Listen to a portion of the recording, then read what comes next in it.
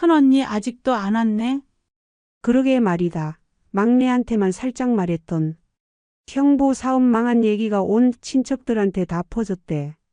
나도 방금 들었어. 20년 만에 처음으로 가족 모임에 나타나지 않은 경자 씨의 큰언니. 믿고 털어놓은 비밀이 하루 만에 온 가족에게 퍼진 후 창피함에 발길을 돌렸습니다. 여러분도 형제, 자매간 지켜지지 않은 말 한마디로 생긴 상처 있으신가요? 이 영상을 끝까지 보시면 형제, 자매 간의 평화를 지키고 인생 후반기를 더 현명하게 보내기 위해 때로는 비밀이 필요한 이유를 알게 되실 겁니다. 마음에 드시면 오른쪽 아래 구독과 좋아요를 눌러주세요. 장수와 큰복이 바로 여러분께 갑니다. 여러분, 오늘은 특별히 우리 인생의 황금기를 살고 계신 60대 시청자분들을 위한 이야기를 준비했습니다. 우리는 형제자매와 평생을 함께합니다. 어린 시절부터 노년까지, 때로는 부모님보다도 더 오랜 시간을 함께하는 관계이죠. 하지만 세월이 흐르면서 깨닫게 됩니다. 모든 것을 다 공유하는 것이 항상 최선은 아니라는 것을요. 특히 우리 나이가 들면서 가족 간의 평화와 조화를 위해 때로는 일부 진실을 비밀로 간직하는 지혜가 필요합니다. 지난달 저희 시청자 김영희 님의 사연이 생각납니다. 큰언니 남편의 사업 실패 소식을 동생에게만 살짝 말했는데 다음 가족 모임에서는 친척들 모두가 그 이야기를 하고 있더군요. 결국 큰언니는 상처를 입었고 가족 모임에 나오지 않게 되었어요. 1년이 지난 지금까지도 가족 행사에 얼굴을 비추지 않습니다. 저는 걱정돼서 동생에게 한 말이었는데 제가 조금만 입단속을 했더라면 지금 너무 후회됩니다. 오늘은 이렇게 형제자매에게 비밀로 하는 것이 더 나은 인생의 진실 5가지에 대해 말씀드리려 합니다. 이는 결코 거짓말을 권장하는 것이 아닙니다. 오히려 우리 가족의 평화와 조화를 위한 현명한 선택에 관한 이야기입니다. 어쩌면 이 내용은 여러분의 남은 인생에서 가장 소중한 형제자매 관계를 더욱 깊고 의미 있게 만들어 줄 수 있을 겁니다. 우리 세대는 모든 것을 공유하는 요즘 젊은이들과는 다른 가치관을 갖고 있습니다. 60년, 70년의 세월을 살아오면서 우리는 가족의 평화를 위해 때로는 말하지 않는 것이 더 현명하다는 것을 배웠습니다. 이제 곧 제가 들려드릴 이야기는 여러분의 남은 인생을 더 행복하게 만들어 줄 지혜입니다. 평생을 함께할 형제자매와의 관계에서 모든 진실이 항상 도움이 되는 것은 아니니까요. 다음 5가지 이야기에 귀 기울여 주세요. 형제자매에게 절대 공유하지 말아야 할 첫 번째 비밀은 다른 가족 구성원의 재정적 어려움이나 사업 실패입니다. 우리 세대에서 경제적 성공과 실패는 단순한 돈의 문제가 아닙니다. 그것은 자존심, 체면, 그리고 평생을 바친 노력과 직결됩니다. 김영호 씨의 이야기를 들려드리겠습니다. 그의 동생은 정년 퇴직 후 작은 식당을 차렸다가 경험 부족으로 큰 빚을 지게 되었습니다. 영호 씨는 이 사실을 큰형에게 말했습니다. 단지 큰형이 경제적으로 여유가 있어서 동생에게 도움을 줄 수 있을까 해서 말했을 뿐인데, 설날에 모였을 때 모든 형제들이 동생에게 식당은 아무나 하는 게 아니다. 그 나이에 무슨 식당이냐며 조언 아닌 조언을 쏟아냈어요. 식사 자리가 마치 실패한 사람을 훈계하는 자리가 되어버렸죠. 결국 동생은 그 이후로 명절에 참석하지 않게 되었고, 나를 실패자 취급하는 자리에는 가고 싶지 않다고 말했습니다. 저는 이 이야기를 듣고 정말 가슴이 아팠습니다. 우리 세대에게 노후의 경제적 안정은 단순한 돈의 문제가 아니라 평생 일에 온 자신의 가치를 증명하는 문제이기도 합니다. 은퇴 후 작은 식당을 운영하는 것은 많은 분들의 꿈이기도 하죠. 하지만 그런 꿈이 실패로 돌아갔을 때 그것은 단순한 사업 실패가 아니라 인생 전체의 실패처럼 느껴질 수 있습니다. 우리 세대에게 재정적 어려움과 사업 실패는 참 조심스럽게 다뤄야 할 문제입니다. 수십 년 살아오면서 쌓아온 자존심과 체면이 한순간에 무너질 수 있기 때문이죠. 특히 은퇴 후의 경제적 실패는 평생 일해온 자신의 가치까지 의심하게 만들 수 있습니다. 특히 형제자매 간에 이런 개인적인 이야기가 퍼지면 어떤 일이 일어날까요? 먼저 그 사람은 갑자기 모든 가족 모임에서 그런 사람이 되어버립니다. 사업에 실패한 동생, 빚이 있는 언니, 경제적으로 무능한 형.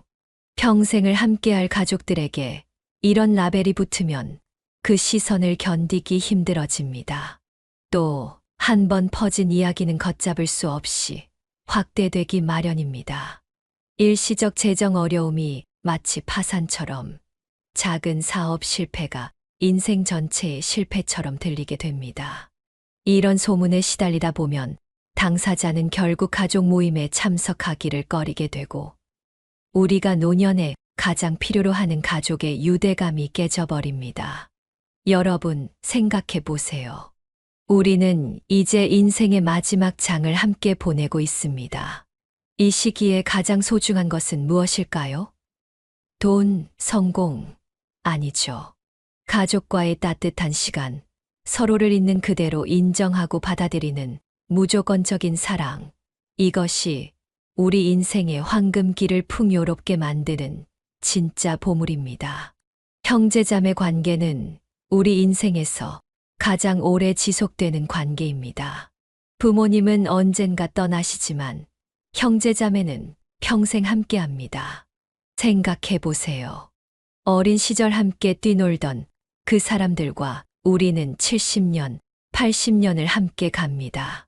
그런 소중한 인연을 한 번의 말실수로 해치는 건 마치 평생 자라온 고목나무를 베어버리는 것과 같습니다.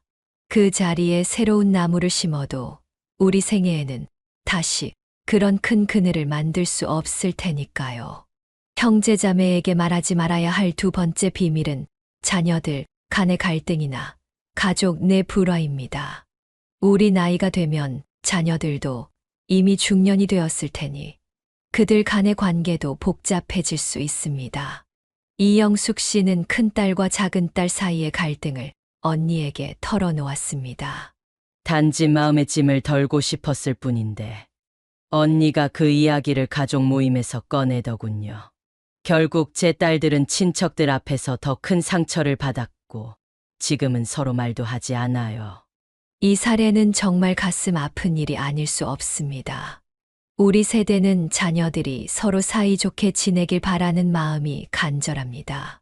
특히 나이가 들면서 자녀들이 우리가 떠난 후에도 서로 의지하며 살아가길 바라는 마음은 더욱 커집니다. 하지만 자녀들 간의 갈등을 형제자매에게 이야기함으로써 오히려 그 갈등을 더 키울 수 있다는 사실을 기억해야 합니다. 자녀들 간의 갈등이나 가족 내 불화를 다른 형제자매에게 말했을 때 여러 가지 원치 않는 결과가 발생합니다. 무엇보다 형제자매라는 외부인이 개입하면서 본래 작았던 갈등이 걷잡을 수 없이 커지게 됩니다. 가족 간의 작은 오해가 형제자매들의 입을 거치면서 점점 확대되고 결국 해결하기 어려운 큰 문제로 변질되기 마련입니다.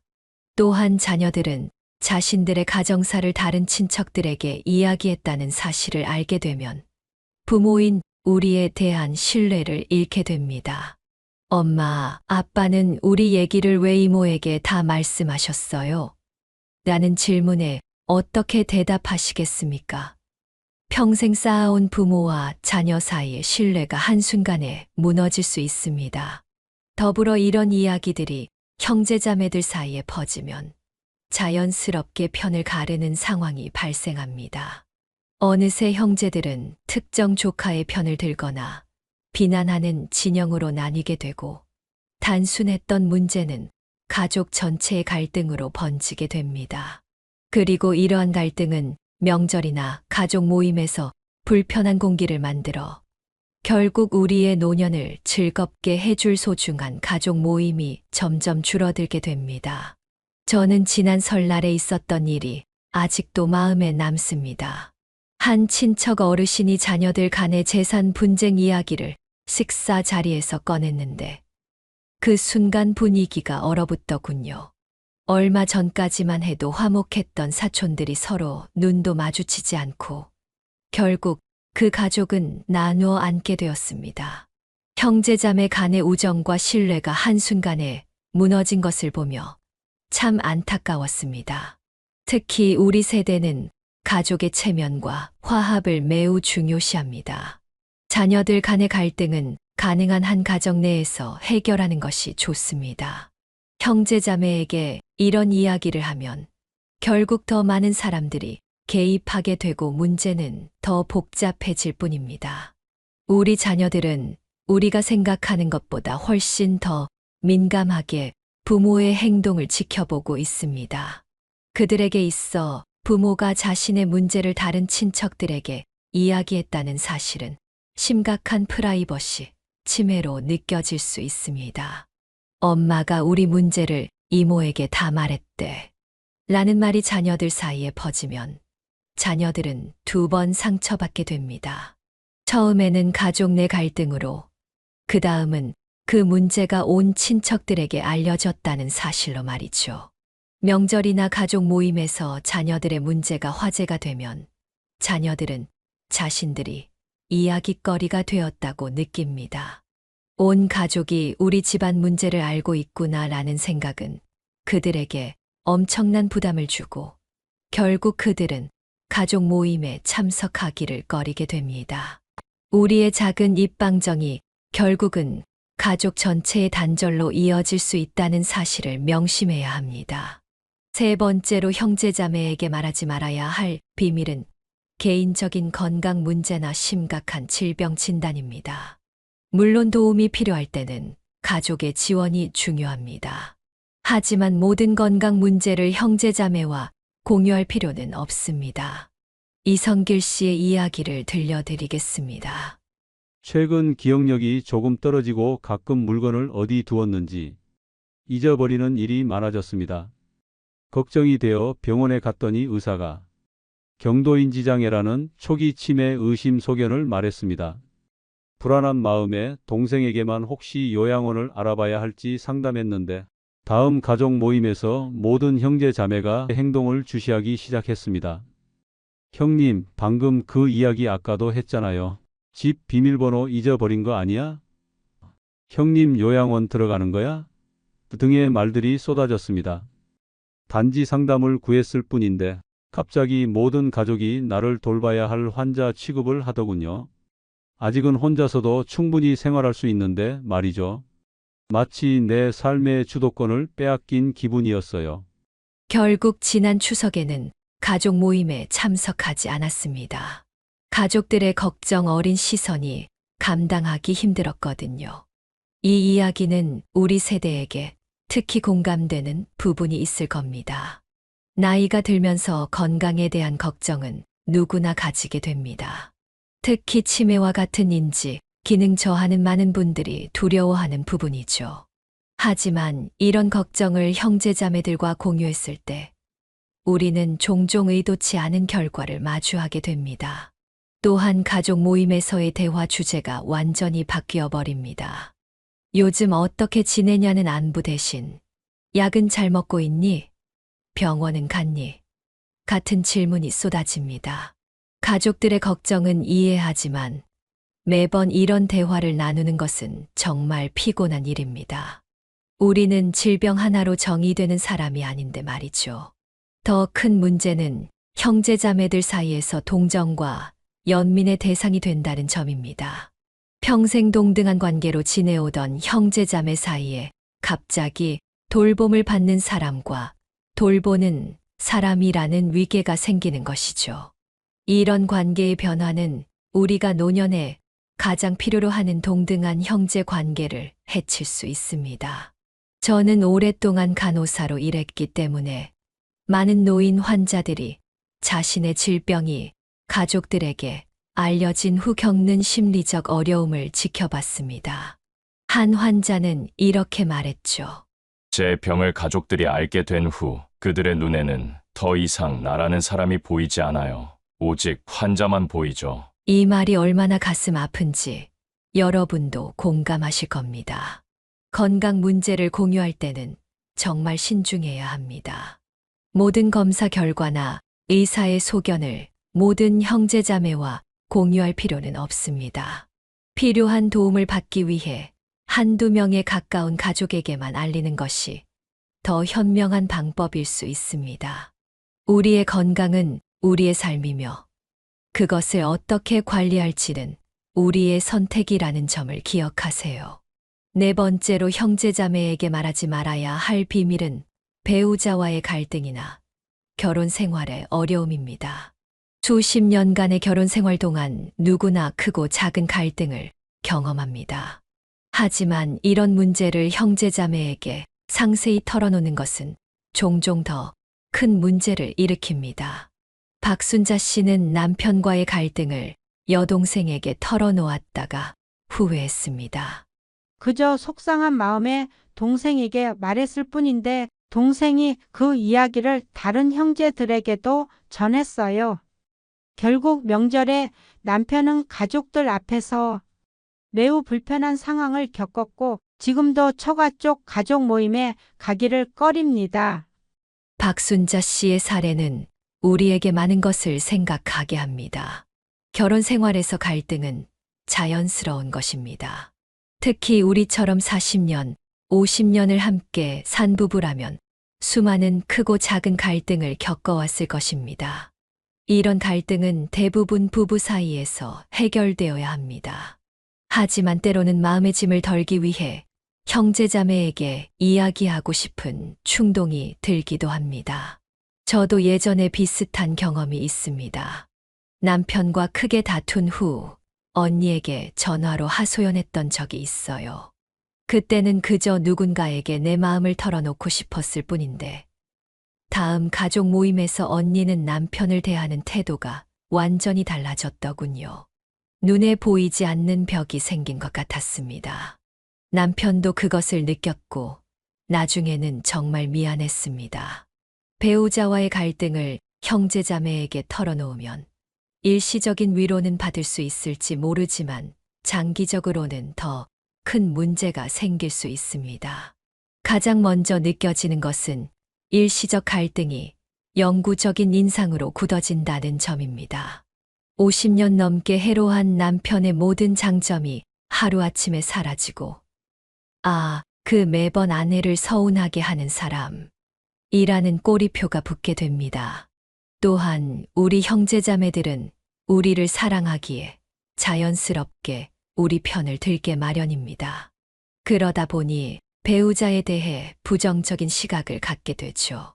문제는 우리와 배우자의 갈등은 대개 시간이 지나면 해결되지만 형제자매들의 부정적인 인식은 쉽게 바뀌지 않는다는 점입니다. 결국 우리는 화해했는데 형제자매들은 여전히 배우자를 문제 있는 사람으로 대하게 됩니다. 이런 상황이 지속되면 배우자는 가족 모임에서 심한 소외감을 느끼게 됩니다. 형제자매들의 미묘한 태도 변화, 눈빛, 숨겨진 의미가 담긴 농담, 이 모든 것들이 배우자에게는 고스란히 전달됩니다. 결국 배우자는 당신 가족 모임에는 더 이상 가고 싶지 않다고 말하게 되고 우리는 가족과 배우자 사이에서 고통스러운 선택을 강요받게 됩니다. 우리 세대는 특히 결혼 생활의 어려움을 외부에 노출하는 것을 꺼립니다. 그것은 약점을 드러내는 것이 아니라 부부 간의 존중과 신뢰를 지키는 방법입니다. 배우자와의 갈등은 친한 친구나 전문 상담사와 이야기하는 것이 더 건강한 방법일 수 있습니다. 이들은 우리 가족과 직접적인 관계가 없기 때문에 배우자에 대한 영구적인 부정적 인식을 갖지 않을 가능성이 높습니다. 다가오는 노년기에는 배우자와의 관계가 더욱 중요해집니다.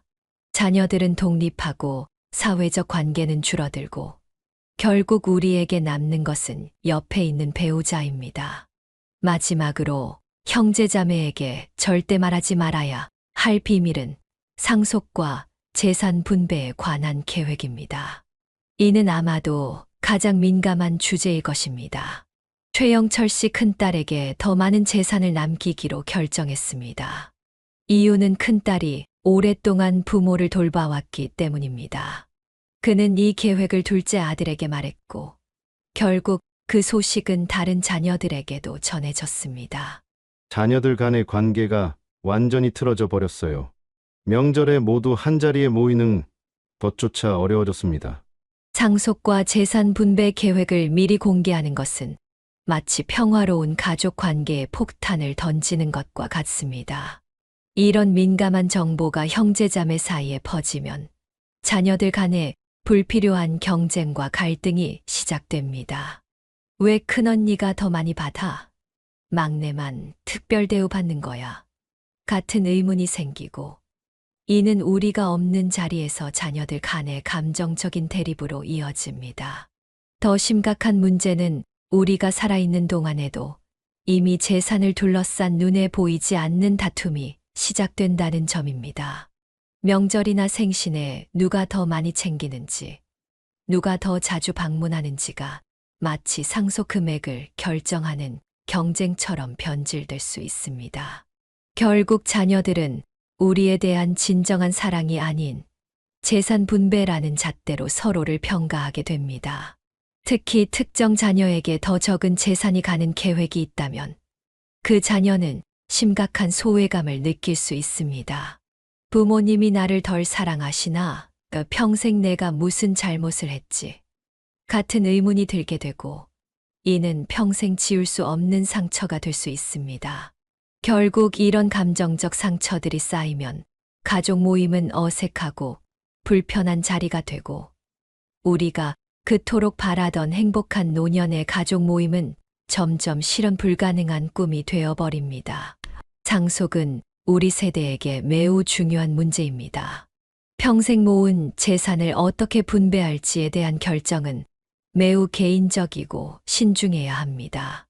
이런 계획을 미리 공개하면 자녀들은 여러분의 사랑이 아닌 재산에 초점을 맞추게 될 수 있습니다. 법률 전문가와 상의하여 유언장을 작성하고, 가능하면 생전에 큰 갈등 없이 재산 문제를 해결하는 것이 좋습니다. 하지만 구체적인 분배 계획은 꼭 필요한 사람들에게만 알리는 것이 현명합니다. 우리는 지금까지 형제자매에게 비밀로 하는 것이 더 나은 인생의 진실 5가지에 대해 살펴보았습니다.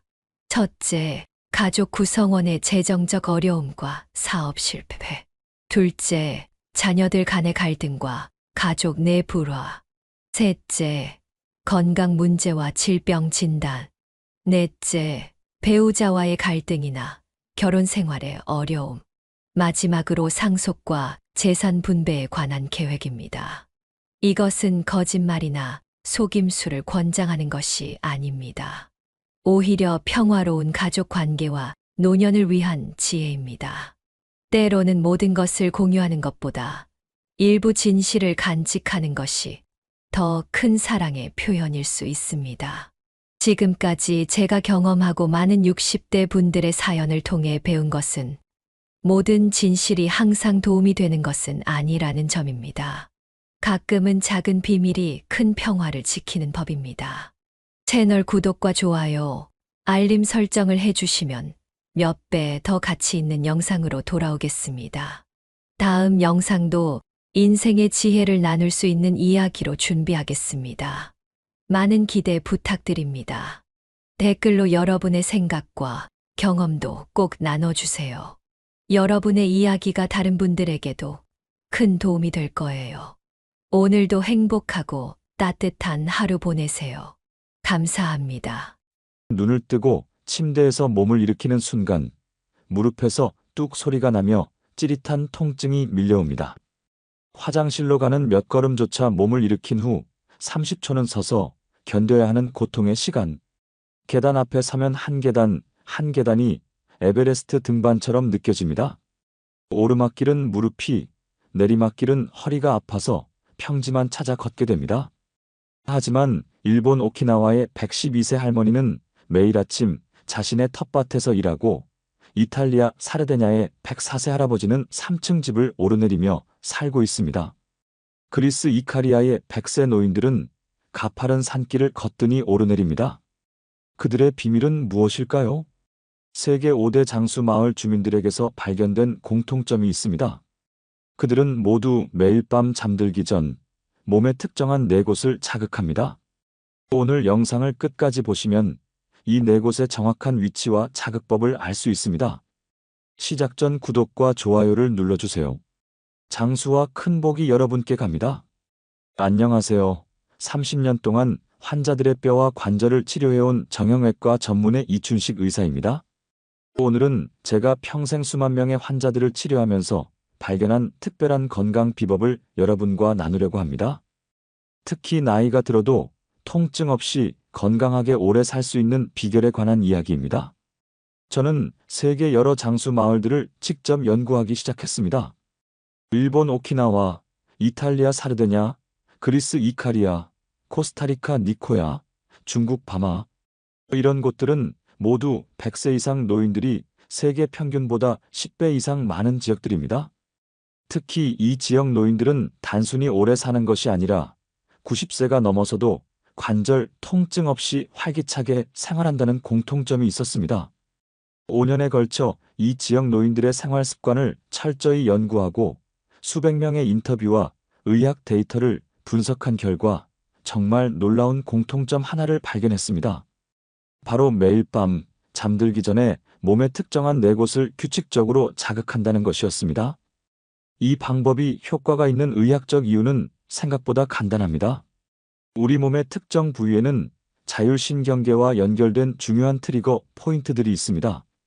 이런 부위를 적절히 자극하면 신경계와 내분비계가 활성화되고 그러면 몸에서 자연치유 물질들이 많이 분비되는 거예요.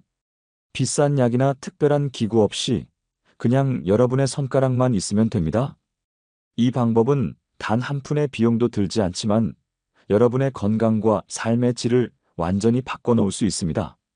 자, 이제 함께 100세까지 건강하고 활기차게 사는 비밀을 하나씩 배워볼까요? 첫 번째 자극점은 발바닥 중앙에 움푹 들어간 곳 바로 용천혈입니다. 이 용천혈은 발바닥 가운데 발가락을 구부리면 생기는 오목한 부분에 있어요. 정확히는 발바닥 앞쪽 3분의 1 지점으로 두 번째와 세 번째 발가락 사이에서 곧게 내려온 지점에 위치합니다. 우리 몸의 가장 아래쪽에 있는 이 자리는 우리 조상들이 생명의 샘이라고 부를 정도로 중요한 곳입니다. 동양의학에서는 수천 년 전부터 이 지점이 신장 경락의 첫 번째 지점이라고 여겨왔습니다. 용이 솟아오르는 샘이라는 뜻의 이름처럼 이곳에서 몸의 에너지가 시작된다고 보았죠. 현대의학에서도 이 부위가 수많은 신경 종말점과 연결되어 있어 전신에 영향을 미친다는 사실이 밝혀졌습니다. 이 부위를 자극하면 어떤 효과가 있을까요? 제 환자 중 박명자 할머니는 10년 넘게 무릎 통증으로 고생하셨어요. 계단을 오르내리기도 힘들어 하셨고 마트에서 장을 본 후에는 무릎이 너무 아파서 이틀은 누워 계셔야 했죠. 병원에서는 연골이 많이 닳았으니 인공관절 수술을 권유받으셨지만 수술이 두려워 미루고 계셨어요. 그런데 이 용천혈을 매일 밤 3분씩 누르는 걸 3달만 꾸준히 하셨는데 놀랍게도 무릎 통증이 절반 이상 줄었다고 하셨어요. 6개월 후에는 가벼운 등산도 다시 시작하셨고 지금은 손녀와 함께 공원 산책도 즐기신다고 합니다. 왜 그런 변화가 일어났을까요? 과학적으로 설명하자면 이 지점을 자극하면 발에서 시작해서 다리를 타고 올라가는 신경 통로가 활성화됩니다. 특히 이 부위 자극은 부교감신경계를 자극해 심장 박동을 안정시키고 혈관을 확장시키는 효과가 있습니다. 그러면 무릎 주변의 혈액순환이 좋아지고 염증을 줄여주는 항염증 물질이 분비되는 작용을 하게 되죠. 또한 이 지점은 신장 기능과 밀접하게 연결되어 있어서 밤에 소변 때문에 자주 일어나시는 분들께도 큰 도움이 됩니다. 실제로 많은 환자분들이 이 용천혈 자극 후 야간 빈뇨가 줄었다고 보고하셨어요. 이것은 신장 기능 개선과 함께 더 깊은 수면을 취할 수 있게 도와주기 때문입니다. 자, 어떻게 하는지 정확한 방법을 알려드릴게요. 잠자리에 들기 전에 침대에 편안하게 앉으세요. 한쪽 발을 반대쪽 무릎 위에 올려놓고 엄지손가락으로 용천혈을 찾아보세요. 발가락을 구부리면 발바닥 앞쪽에 오목하게 들어간 부분이 명확하게 느껴질 거예요. 그 지점이 바로 용천혈입니다. 이 지점을 엄지손가락으로 적당한 세기로 30초간 누르고 10초 쉬고 다시 30초 누르는 방식으로 3분간 반복하세요. 그런 다음 반대쪽 발도 같은 방법으로 3분간 자극해 주시면 됩니다. 총 6분이 소요되지만 이 시간이 여러분의 무릎 건강과 수면의 질을 완전히 바꿔놓을 수 있습니다. 여기서 중요한 점, 너무 세게 누르면 오히려 역효과가 날 수 있어요. 통증이 느껴질 정도가 아니라 편안하게 약간의 자극이 느껴질 정도로만 눌러주세요. 마치 단단한 공을 부드럽게 누르는 느낌으로 하시면 됩니다. 또한 식사 직후에는 소화 기능에 영향을 줄 수 있으니 식후 1시간 정도 지난 후에 하는 것이 좋습니다. 만약 이 부위를 누르기 어려우신 분들은 테니스 공이나 골프공을 바닥에 놓고 그 위에 발을 올려놓는 방법도 있습니다. 서서 체중을 약간만 실어서 부드럽게 마사지하는 효과를 볼 수 있죠. 하지만 가능하다면 손가락으로 직접 누르는 것이 가장 효과적입니다. 두 번째로 알려드릴 자극점은 손등의 엄지와 검지 사이 지점입니다. 바로 합골혈로 부르는 곳입니다. 이 지점은 손등에서 엄지와 검지 사이 두 뼈가 만나는 지점에 있습니다. 쉽게 찾는 방법은 엄지와 검지를 벌려서 비자 모양을 만들었을 때 그 비자의 가장 아래쪽 부분입니다. 살짝 움푹 들어간 느낌이 드는 곳이죠. 이 부위는 현대의학에서도 통증을 완화하는 데 효과적이라고 인정받고 있으며 전 세계 많은 통증 클리닉에서 실제로 활용하고 있는 중요한 지점입니다. 동양의학에서는 이 지점을 합곡이라 부르는데 계곡이 합쳐지는 곳이란 의미를 가지고 있습니다. 몸 전체에 기혈이 모이고 흩어지는 중요한 지점으로 여겨져 왔죠. 실제로 이 부위에는 수많은 신경 종말과 혈관이 밀집해 있어 작은 자극으로도 전신에 큰 영향을 미칠 수 있습니다. 제 환자 중 이종국 할아버지는 은퇴 후 심해진 손목 통증과 손가락 저림으로 고생하셨어요. 특히 밤에 자다가 손가락이 저려서 3-4번씩 깨곤 하셨습니다. 검사 결과 손목 터널 증후군이었죠. 약도 드시고 주사도 맞아보셨지만 별 효과가 없었는데 이 손 비자 지점을 자극하는 방법을 알려드렸더니 2주 만에 밤에 깨는 횟수가 확실히 줄었다고 하셨어요. 놀랍게도 3개월 후에는 아침에 일어났을 때 손가락이 뻣뻣한 증상도 거의 사라졌다고 합니다. 컴퓨터로 손자와 함께 게임도 할 수 있게 되셨죠. 이분의 사례는 손 비자 지점 자극이 단순히 일시적인 통증 완화가 아니라 지속적인 신경계 개선에도 효과가 있다는 것을 보여줍니다. 이 손 비자 지점은 손의 신경과 연결되어 있어 손목, 팔꿈치, 어깨까지 영향을 줍니다. 특히 손과 팔의 주요 신경에 직접적인 영향을 미쳐 손과 팔의 혈액순환을 개선하고 염증을 감소시킵니다.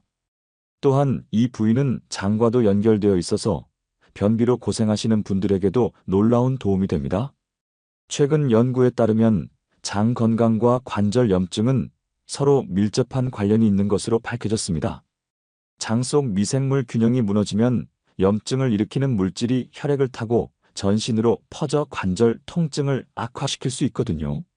손 비자 지점 자극을 통해 장 기능이 개선되면 몸 전체의 염증도 줄어들고 결과적으로 관절 건강에도 좋은 영향을 주게 됩니다. 자극하는 정확한 방법을 알려드리겠습니다. 편안한 자세로 앉아서 반대쪽 손의 엄지와 검지로 손 비자 지점을 짚듯이 잡습니다. 그리고 엄지손가락으로 3초간 지그시 눌렀다가 1초 쉬는 방식으로 2분간 반복하세요. 그런 다음 반대쪽 손도 같은 방법으로 2분간 자극합니다. 총 4분이 소요됩니다. 자극할 때는 너무 세게 누르면 통증이 있을 수 있으니 편안하게 느껴지는 정도로만 눌러주세요. 약간의 뻐근함이나 시원함이 느껴지는 정도가 가장 적절합니다. 일부 환자분들은 이 부위를 누를 때 손가락 끝까지 시원한 감각이 전해진다고 말씀하시는데 이는 신경이 자극되고 있다는 좋은 신호입니다. 다만 임산부는 이 부위 자극을 피하는 것이 좋습니다. 자극이 자궁 수축을 유발할 수 있기 때문이죠. 또한 심장 질환이 있으신 분들은 처음에는 가볍게 시작해서 점차 강도를 높여가는 것이 좋습니다. 건강한 사람들도 이 손 비자 지점 자극을 통해 손과 팔의 혈액순환을 개선하고 목과 어깨의 긴장을 풀어줄 수 있습니다. 특히 컴퓨터나 스마트폰을 많이 사용하시는 분들에게 큰 도움이 될 수 있어요. 저도 매일 밤 이 지점을 자극하는데 다음날 아침 손가락의 움직임이 훨씬 부드러워지는 것을 느낍니다. 세 번째로 중요한 자극점은 무릎 아래 지점입니다. 이 부위는 무릎 아래 약 4손가락 너비 즉 약 9cm 지점입니다. 정강이뼈 바깥쪽에 위치해 있습니다. 쉽게 찾는 방법은 무릎을 구부렸을 때 정강이뼈 바깥쪽으로 움푹 들어간 곳에서 손가락 4개 너비만큼 아래로 내려간 지점입니다. 옛날부터 우리 조상들은 이 지점을 기운의 바다라고 불릴 정도로 매우 중요한 지점으로 여겼어요. 이 지점을 족삼리라고 합니다. 이곳은 2500년 넘게 문헌에 기록된 유서 깊은 지점으로 글자 그대로 다리의 3가지 이로움이라는 의미를 가집니다. 관절 건강, 소화 기능, 그리고 전신 에너지 증진이라는 3가지 주요 효과 때문에 붙여진 이름이죠. 저는 이 지점이 특히 무릎 관절염에 놀라운 효과가 있다는 것을 수많은 환자 사례를 통해 확인했습니다. 제 환자 중에 최병철 선생님은 퇴직 후에 무릎 통증이 심해져서 10년 동안 즐겨하던 골프를 완전히 포기하셨어요. MRI 검사 결과 연골이 거의 다 닳아 없어진 상태였고 인공관절 수술을 고려하고 계셨죠. 그런데 약물 치료와 함께 이 족삼리 자극법을 매일 꾸준히 하시도록 권해드렸는데 놀랍게도 3개월 후에는 다시 가볍게 골프를 치실 수 있을 정도로 호전되셨어요. 6개월 후에는 통증이 70% 이상 감소했습니다. 족삼리는 무릎 관절과 매우 밀접하게 연결되어 있습니다. 이 부위를 자극하면 무릎 주변 근육의 긴장이 풀리고 혈액순환이 개선되며 염증을 줄이는 물질들이 분비됩니다. 특히 이 지점 자극은 대퇴사두근과 비골근의 혈액순환을 직접적으로 증가시켜 무릎 관절을 지지하는 근육들의 기능을 향상시킵니다. 또한 족삼리는 소화 기능을 돕고 전신 에너지를 높여주는 효과도 있어요. 이곳을 자극하면 위장관 운동이 촉진되고 소화효소 분비가 증가합니다. 그래서 소화불량이나 만성 피로로 고생하시는 분들에게도 큰 도움이 됩니다. 나이 들면서 느끼는 만성 피로와 무기력은 종종 영양소 흡수 저하와 관련이 있는데 족삼리 자극이 이러한 문제를 개선하는 데 기여할 수 있습니다. 자극 방법은 생각보다 간단합니다. 의자에 편안하게 앉아서 자세를 취하세요. 양손 엄지손가락으로 양쪽 족삼리를 동시에 찾아 누릅니다. 처음에는 찾기 힘들 수 있지만 정강이뼈 바깥쪽에서 약간 움푹 들어간 부분을 느끼면 그곳이 족삼리입니다. 이 지점을 30초간 지그시 눌렀다가 10초 쉬는 방식으로 총 3분간 반복하면 됩니다. 자극할 때는 적당한 압력을 유지하는 것이 중요합니다. 통증이 느껴질 정도는 아니지만 시원하고 약간 묵직한 감각이 느껴질 정도로 눌러주세요. 일부 환자분들은 이 부위를 누를 때 다리 전체로 따뜻한 기운이 퍼지는 느낌이 든다고 하시는데 이는 혈액순환이 개선되고 있다는 긍정적인 신호입니다. 족삼리 자극은 앉아서 하는 것이 가장 편하지만 누워서 하실 수도 있습니다. 침대에 누운 상태에서 무릎을 약간 구부린 후 양손 엄지손가락으로 족삼리를 찾아 누르면 됩니다. 이동이 불편하거나 손에 힘이 부족하신 분들은 손잡이가 달린 작은 마사지 도구를 이용하셔도 좋습니다. 이 자극법은 특히 무릎 수술을 앞두고 계신 분들에게도 큰 도움이 될 수 있습니다. 물론 수술이 필요한 상태라면 피할 수 없겠지만 이 방법을 통해 수술 시기를 늦추거나 수술 후 회복을 더 빠르게 할 수 있다는 것이 저의 임상 경험입니다. 실제로 수술 전후로 이 자극법을 꾸준히 하신 환자분들은 회복 속도가 평균보다 30% 이상 빠르다는 통계도 있습니다. 마지막으로 4번째 자극점은 머리 정수리 지점입니다. 이 지점은 머리 꼭대기, 양쪽 귀를 연결한 선과 코에서 뒤통수를 연결한 선이 만나는 정중앙 지점에 있습니다. 쉽게 말해 머리의 가장 꼭대기 부분이죠. 이 부위는 100가지가 모이는 곳이라는 의미를 가지고 있어 백회혈로 불립니다. 매우 중요한 자리입니다. 동양의학에서는 이 지점을 모든 양경이 만나는 곳이라고 표현했는데, 현대의학에서도 이 부위가 뇌연류와 신경활동에 직접적인 영향을 미친다는 사실이 여러 연구를 통해 확인되고 있습니다. 특히 뇌의 전두엽과 시상하부에 영향을 주어 수면 주기와 스트레스 호르몬 조절에 중요한 역할을 한다고 알려져 있습니다. 제 환자 중에 윤미영 여사님은 수면제 없이는 잠을 이루지 못할 정도로 불면증이 심했어요. 새벽 3시면 어김없이 깨서 다시 잠들지 못하고, 그로 인해 낮에는 항상 피곤하고 집중력이 떨어져 일상생활에 큰 어려움을 겪고 계셨습니다.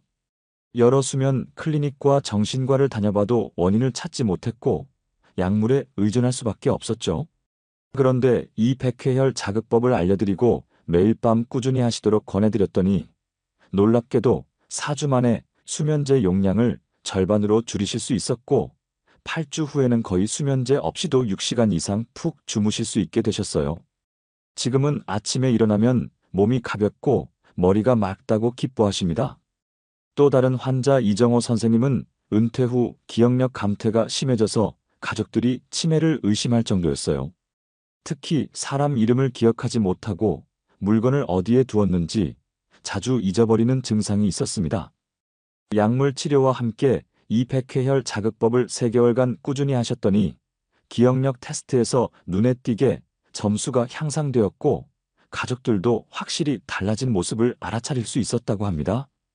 백회혈은 뇌와 직접적으로 연결되어 있어 뇌 혈류량을 증가시키고 신경 전달 물질의 균형을 맞추는 데 도움을 줍니다.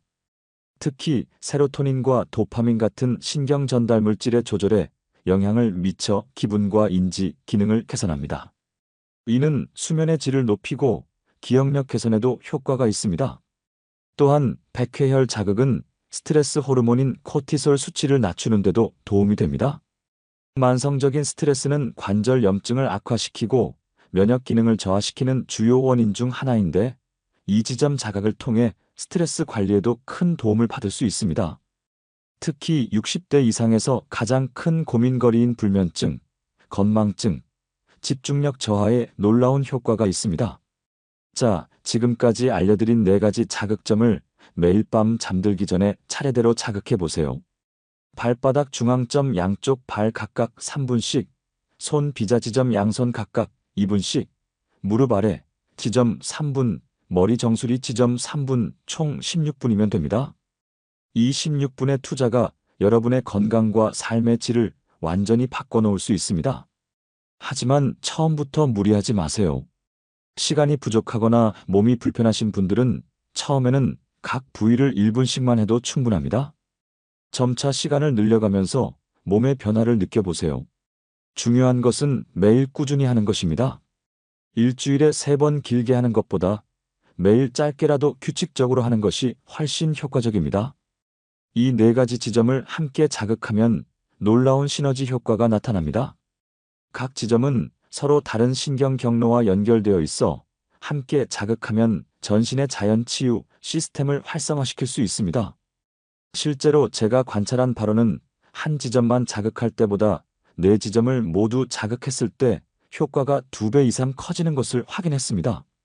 건강한 생활 습관과 함께하면 효과는 더욱 배가 됩니다. 규칙적인 식사와 적절한 운동, 충분한 수분 섭취는 이 자극법의 효과를 극대화시킵니다. 특히 걷기는 무릎 관절에 무리를 주지 않으면서도 혈액순환을 촉진시키는 최고의 운동입니다. 이 자극법과 함께 하루 20분에서 30분 정도의 가벼운 걷기를 실천하시면 관절 건강에 더욱 큰 도움이 됩니다. 여러분, 오늘 제가 30년간의 의학 경험을 바탕으로 알려드린 이 4곳의 자극법이 여러분의 삶에 작은 변화를 가져다 줄 수 있기를 진심으로 바랍니다. 건강은 하루아침에 만들어지는 것이 아닙니다. 매일 조금씩 꾸준히 관리해야 합니다. 이 세상에 마법 같은 치료법은 없습니다. 그러나 우리 몸에는 놀라운 자연 치유력이 있고 이 자극법은 그 치유력을 깨우는 열쇠가 될 수 있습니다. 이 간단한 방법을 통해 여러분의 관절 건강이 좋아지고 깊은 숙면을 취하게 되시길 진심으로 바랍니다. 오늘도 귀한 시간 함께 해주셔서 감사합니다. 채널 구독과 좋아요, 알림 설정을 해주시면 몇 배 더 가치 있는 영상으로 돌아오겠습니다. 다음 영상도 인생의 지혜를 나눌 수 있는 이야기로 준비하겠습니다. 많은 기대 부탁드립니다. 댓글로 여러분의 생각과 경험도 꼭 나눠주세요. 여러분의 이야기가 다른 분들에게도 큰 도움이 될 거예요. 오늘도 행복하고 따뜻한 하루 보내세요. 감사합니다.